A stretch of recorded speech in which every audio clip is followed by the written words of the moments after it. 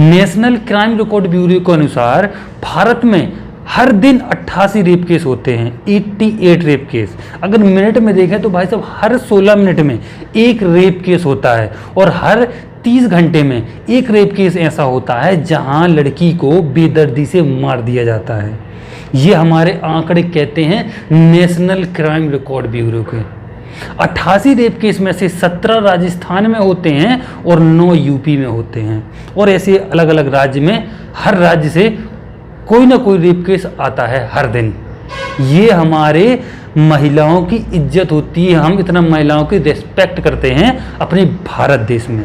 ये कुछ डाटा है, इनको देखिए आप। क्राइम रिकॉर्ड ब्यूरो के अनुसार 2018 और 2019 में ये कंपैरिजन किया गया है कि कितना क्राइम बढ़ा है और कितना क्राइम घटा है। इस पर थोड़ा नज़र डालते हैं। ये सारणी है जो 2018 और 2019 की है।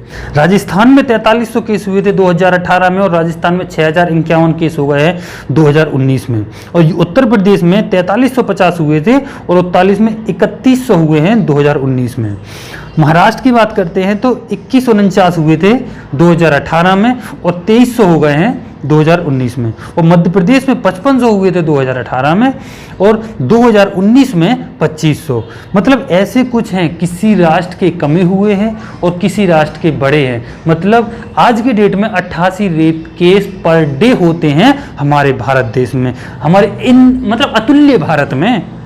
2019 के आंकड़ों के अनुसार यूपी में जो 3100 केस है, 3100 केस में से 35 केस ऐसे हैं जिसमें लड़की को बेदर्दी से मार दिया गया है। और मध्य प्रदेश में 2500 केस में से 37 केस ऐसे हुए हैं जहां लड़की को बेदर्दी से कहीं जला दिया गया, कहीं उसे मार दिया गया, कहीं एसिड फेंक दिया गया। मतलब कुल मिलाकर उसे बेदर्दी से मार दिया गया है। महाराष्ट्र में 2300 केसेस में से 47 केस ऐसे हुए जहां लड़की को बेदर्दी से मार दिया गया है। ये हमारे अतुल्य भारत देश की, इनक्रेडिबल इंडिया की विशेषता है, जो महिलाओं का देख सकते हो आप डाटा में कि कितना सम्मान करता है। आदमी इतना निर्लज, इतना बेशरम बन चुका है, वो ऐसे रिएक्ट करता है जैसे उसके घर में उसकी माँ, बेटी, बहन ना हो। इस बेदर्दी से इंसान कैसे दूसरों पर हावी हो सकता है, कैसे इतना दुष्ट इंसान हो सकता है।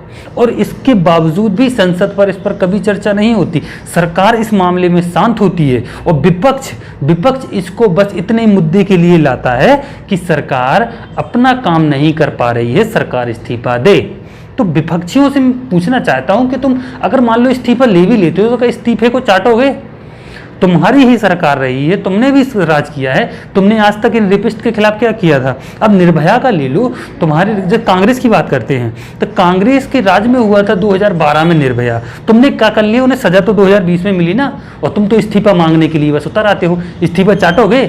हाँ, मुझे समझ में नहीं आता कि अगर तुम्हें देशवासियों की इतनी चिंता है तो जब तुम राज करते हो पूरे भारत देश पर, क्यों नहीं इस पर कोई ऐसा बिल लाते कि ऐसा कोई कानून बना दो को रेप का ख्याल आते ही ना उनके रोंगटे खड़े हो जाएं और रूह कांप जाए उनकी। लेकिन ऐसा कभी नहीं होता। विपक्षी बस अगर कहीं ऐसा केस होता है तो बस उसे चुनावी मुद्दा बना देते हैं कि हम तो चुनाव में इसका यूज करेंगे, और कहीं नौटंकी करेंगे, उनसे मिलने जाएंगे, कहीं उनके घर के पास पैदल चल कर जाएंगे, उनके बहुत ही सहानुभूति दिखाएंगे, लेकिन जेब से 1 रुपया नहीं निकलेगा। और सारी राजनीतिक पार्टियां जो सरकार में नहीं है वो रिएक्ट ऐसे करती है जैसे भाई साहब पूरा करता धरता इनको तुम्हारी चिंता है।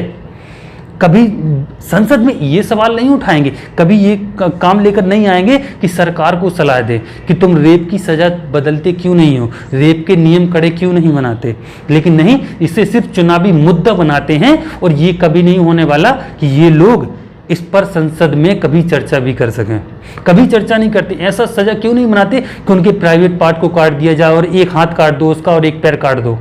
अपने आप अकल में आएगा जब ऐसा टुंडा बना के उसे आप मार्केट में छोड़ोगे ना, तो जब उनको लोगों की धिक्कार सुनने को मिलेगा, लोगों की उल्टी सीधी बातें करने को मिलेंगी और उल्टी सीधी बातें उसके बारे में करेंगे, तब उसे समझ में आएगा कि तुमने ऐसा कितना घिनौना कर्म किया है, उस बात की ये सजा है।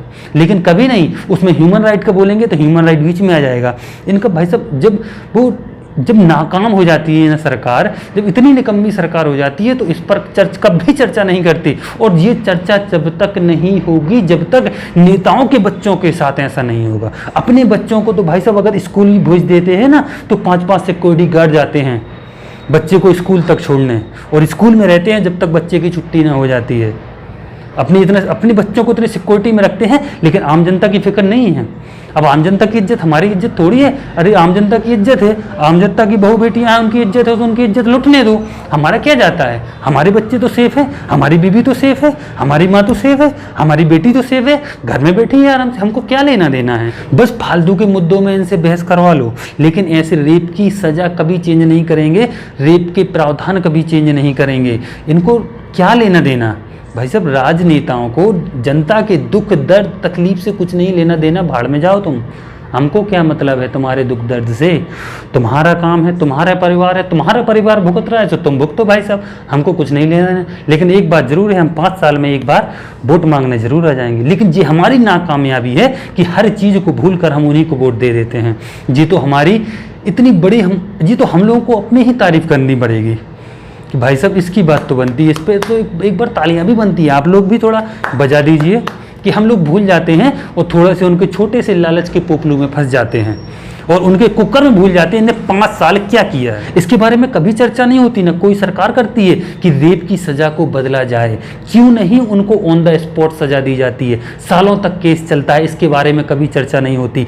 मान लो जो केस गलत हैं वो तो चलते हैं, लेकिन जिनका प्रूफ हो चुका है कि हाँ ये केस सही है और इन लोगों ने ये कुकर्म किया है, तो उनको ऑन द स्पॉट क्यों नहीं मिलती?